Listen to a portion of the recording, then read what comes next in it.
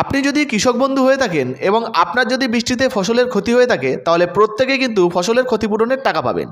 ইতিমধ্যে সরকারি হিসাব অনুযায়ী হুগলি জেলাতেই প্রায় 1,500 কোটি টাকা ফসলের ক্ষতি হয়েছে, আর এই ক্ষতিপূরণের টাকাও কিন্তু রাজ্য সরকারের তরফ থেকে দেওয়া হবে। আপনাদেরকে জানিয়ে রাখি, আপনাদের যাদের বর্তমানে আলু, পেঁয়াজ, সবজি বা ধান এই ধরনের কোনো ফসলের ক্ষতি হয়েছে তারা প্রত্যেকেই কিন্তু ফসলের ক্ষতিপূরণের জন্য আবেদন করতে পারবেন। তাছাড়া বর্তমানে যারা এখনও পর্যন্ত কৃষক বন্ধু প্রকল্পের টাকা পাচ্ছেন না, কবে থেকে টাকা পাবেন আজকে আপনাদেরকে এক এক করে জানাবো, তাই ভিডিওটা একটু স্কিপ না করে পুরোটা দেখতে থাকুন। আপনিও যদি আমাদের চ্যানেলে নতুন আসেন অবশ্যই চ্যানেলটিকে সাবস্ক্রাইব করে পাশের বেল ঘন্টিটিকে বাজিয়ে দেবেন। চলুন ভিডিও শুরু করা যাক। তো দেখুন বন্ধুরা, এখানে বলা হয়েছে সদ্য প্রাকৃতিক বিপর্যয়ে হুগলি জেলায় কৃষিক্ষেত্রে ক্ষতির পরিমাণ ধার্য হয়েছে 1,500 কোটি টাকা। শুক্রবার জেলা কৃষি দপ্তর থেকে এই হিসাব দেওয়া হয়। হুগলির 207টি পঞ্চায়েতের 1,921টি মৌজা এবং 12টি পুর এলাকায় 74টি মৌজায় আমন ধান, আলু, ডালশস্য, বাদাম, সর্ষে, পেঁয়াজ এবং আনাজ মিলিয়ে ক্ষতির পরিমাণ 33%। ক্ষতিগ্রস্ত চাষির সংখ্যা প্রায় 36,294 জন। সেই সঙ্গে আর কী বলা হয়েছে দেখুন। বলা হয়েছে এদিকে ক্ষতিপূরণ কবে মিলবে তার নিশ্চয়তা নেই। তার উপর কৃষি দপ্তরের এই হিসাব নিয়ে চাষিদের অসন্তোষ সামনে এসেছে।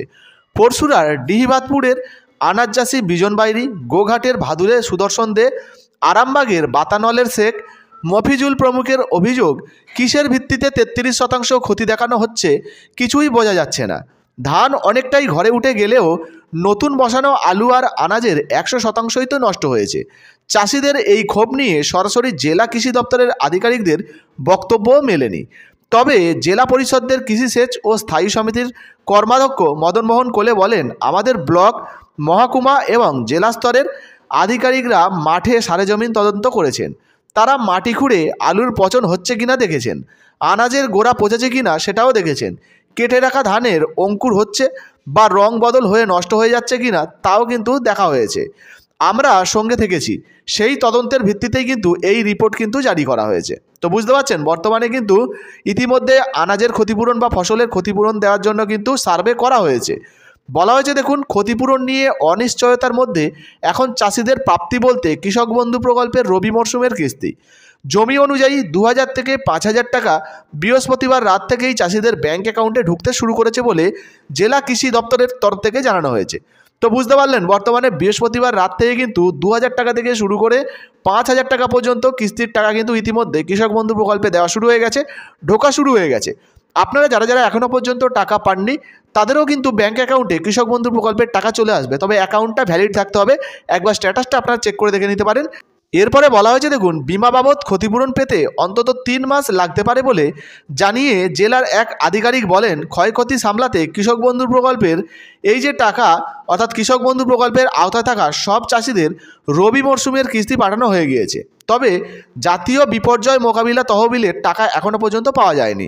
সেটা পাওয়া গেলে কৃষকদের অসন্তোষ থাকার কথা নয়। তো দেখুন, এখানে পরিষ্কারভাবে বলা হয়েছে জাতীয় বিপর্যয় মোকাবিলা তহবিলের টাকা এখনও পাওয়া যায়নি, অর্থাৎ রাজ্য কোষাগারে কিন্তু এই টাকা এখনও পর্যন্ত জমা পড়েনি। এই টাকা পাওয়া গেলে কৃষকদের অসন্তোষ থাকার কথা নয়, অর্থাৎ কৃষকদেরকে টাকা দিয়ে দেওয়া হবে। দেখুন, বলা হয়েছে জেলা কৃষি দপ্তর সূত্রে জানা গিয়েছে দপ্তর থেকে 100% চাষিরাই যাতে কেসিসি কার্ড অর্থাৎ কিষাণ ক্রেডিট কার্ড পেতে পারেন সেই চেষ্টাই চলছে। জেলার সব চাষিকে বাংলা শস্য বীমা যোজনার আওতায় আনতে দুয়ারে সরকার শিবির করা হচ্ছে। দুয়ারে সরকার শিবির ছাড়াও বিভিন্ন জায়গায় যে সমস্ত গ্রাম পঞ্চায়েত রয়েছে সেই গ্রাম পঞ্চায়েত ধরে শিবির করে আবেদনপত্র জমা নেওয়া হচ্ছে। তো প্রত্যেক জায়গায় কিন্তু এই গ্রাম পঞ্চায়েতে শিবির করা হচ্ছে। দুয়ারে সরকারের পরেও আবারও কিন্তু গ্রাম পঞ্চায়েতে শিবির করে এই আবেদনপত্র জমা নেওয়া হবে। বলা হয়েছে দেখুন, জেলায় প্রায় 4.5 লক্ষের বেশি কৃষকদের কিষাণ ক্রেডিট কার্ড আছে। আর এই কার্ডের যে সুবিধা সেটা হলো বিমা না করলেও, অর্থাৎ ফসলের বিমা যদি নাও করেন, না করলেও আপনারা কিন্তু ঋণ পাবেন। ঋণের উপর আপনাদের যে সুদটা দিতে হবে সেটা কিন্তু শুধুমাত্র 7% বছরে। আর সময় মতো যদি আপনারা ঋণ শোধ করে দেন সেক্ষেত্রে সুদের উপর আরও অতিরিক্ত 3% ছাড় পেয়ে যাবেন। অর্থাৎ মোট কিন্তু আপনারা 4% সুদেই এই টাকাটা অর্থাৎ ঋণটা পেয়ে যাচ্ছেন কৃষকরা। তো বন্ধুরা, বুঝতে পারলেন খুব শীঘ্রই কিন্তু কৃষক বন্ধু প্রকল্পের টাকা যাদের ঢোকেনি তাদের ব্যাঙ্ক অ্যাকাউন্টে ঢুকে যাবে। তাছাড়া যারা এখনও পর্যন্ত বাংলা শস্য বীমা যোজনাতে আবেদন করেননি অবশ্যই আবেদন করে নেবেন। বৃষ্টিতে যাদের ফসলের ক্ষতিপূরণ হয়েছে তাদের প্রত্যেকে কিন্তু ফসলের ক্ষতিপূরণের টাকা দেওয়া হবে। ভিডিও ভালো লাগলে ভিডিওতে একটি লাইক দিয়ে দেবেন এবং ভিডিওটা অবশ্যই ফেসবুকে হোয়াটসঅ্যাপে বেশি বেশি করে শেয়ার করবেন। ধন্যবাদ।